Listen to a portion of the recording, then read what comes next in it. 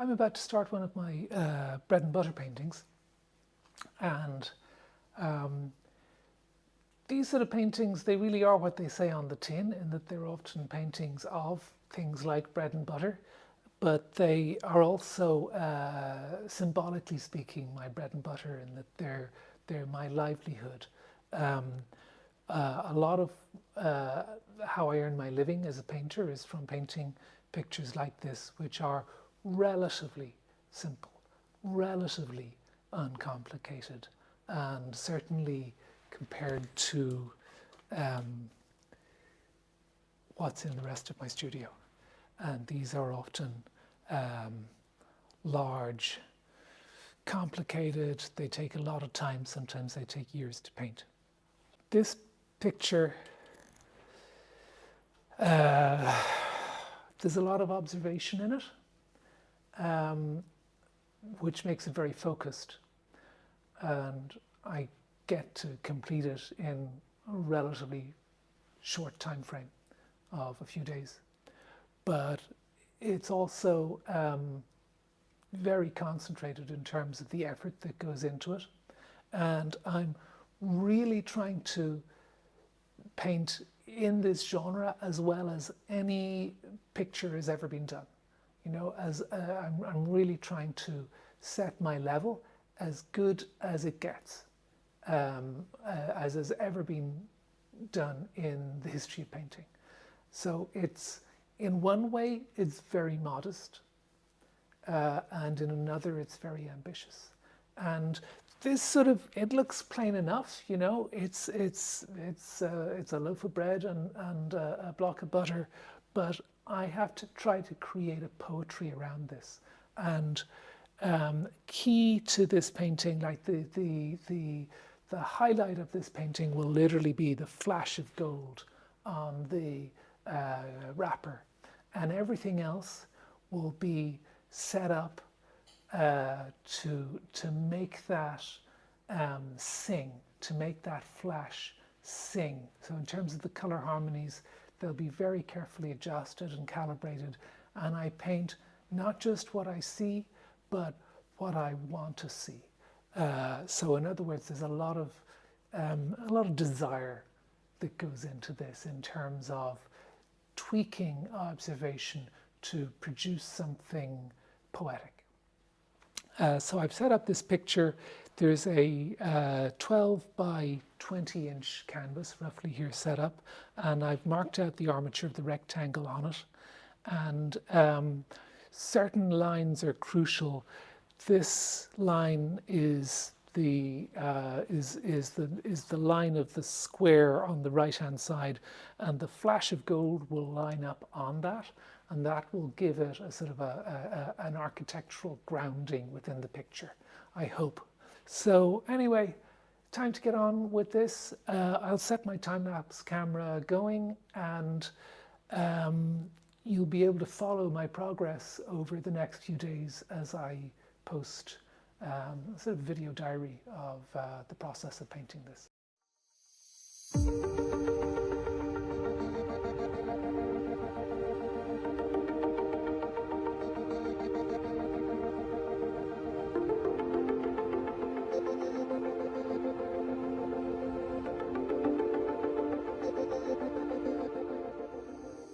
I've now covered the whole canvas, and you can probably see it's just very basic shapes for most of it. Like the bread is just a splodge of one color just to start with.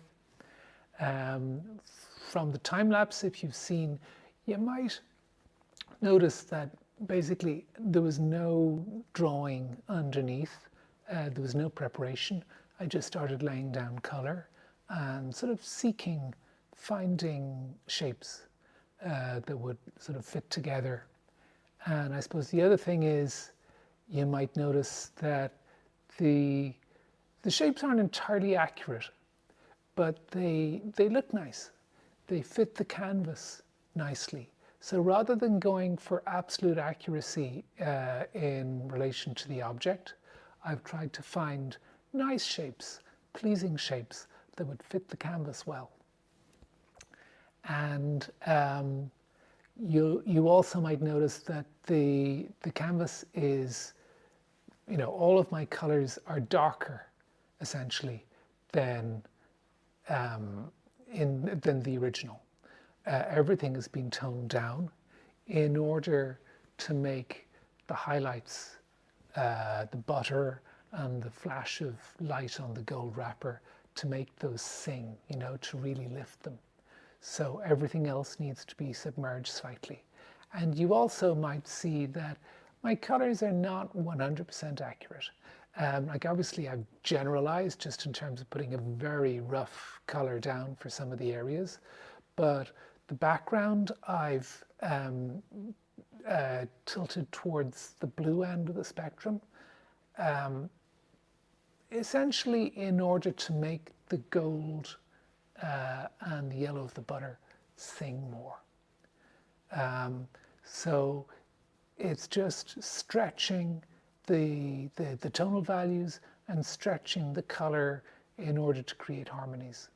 So at this point, I've a lay-in. I've covered the whole canvas, and from here on in, it's just development.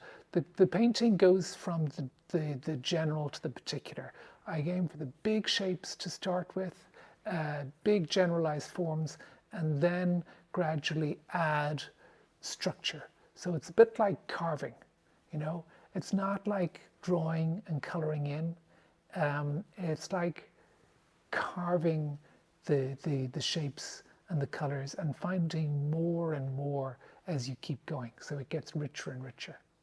Anyway, back to work.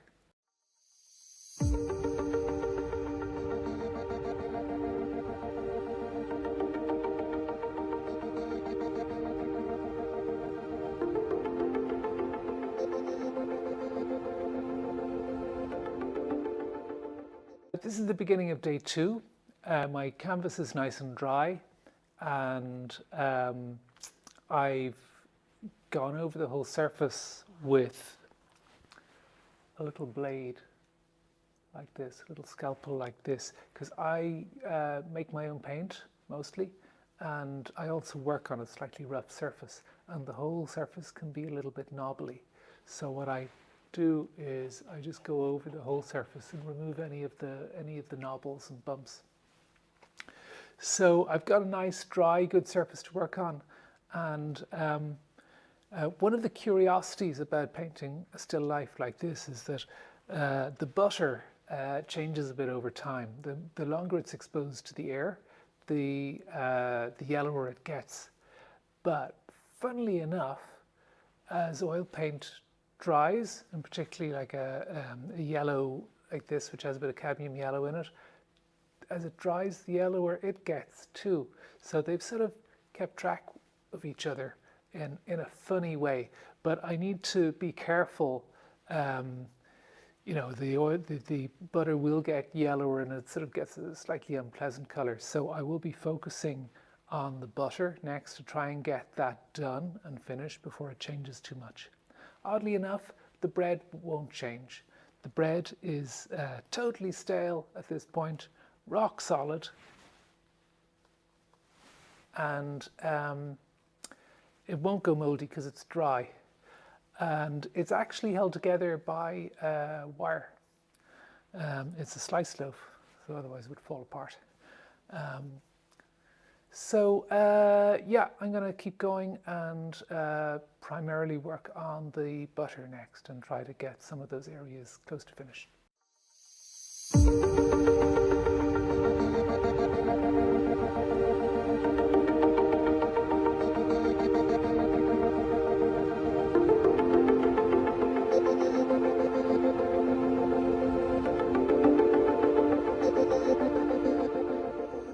We're at the beginning of day 3 and I'm about to get stuck into painting the bread.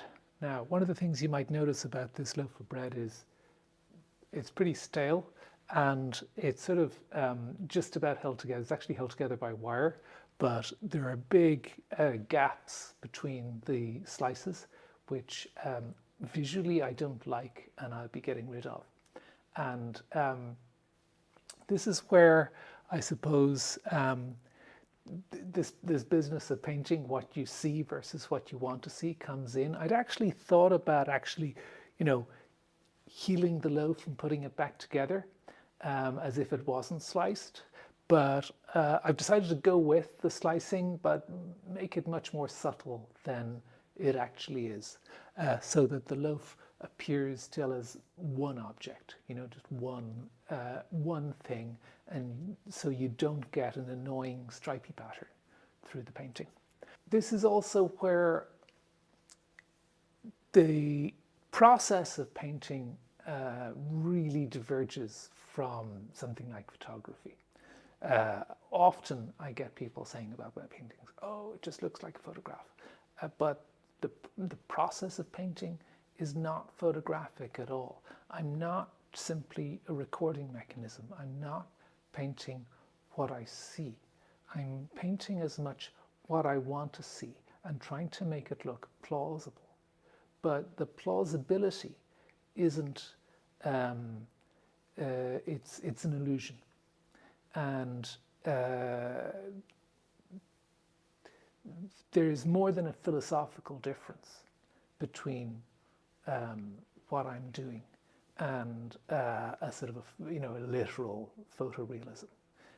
There's a lot of choice. I'm following desire as much as vision, and that, to me, it's all tied in with being human, because we are creatures of desire. We're not simple machines. There's always what we want to do, what we want to see, and we are caught up in a web of illusions and delusions, to which this picture will ultimately, in some sense, contribute.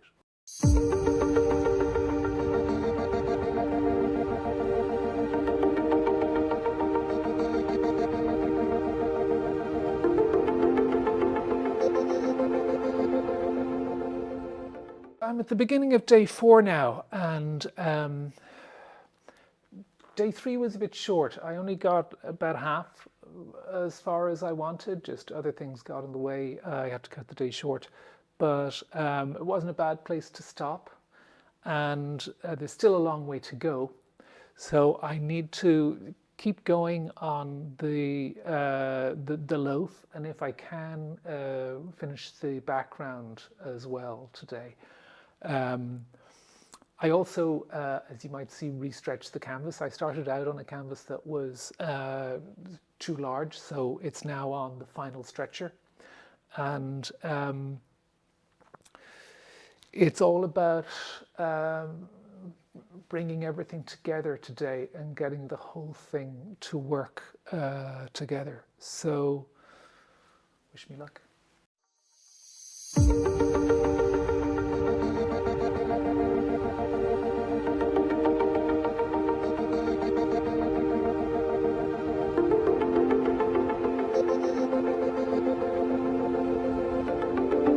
Right, well,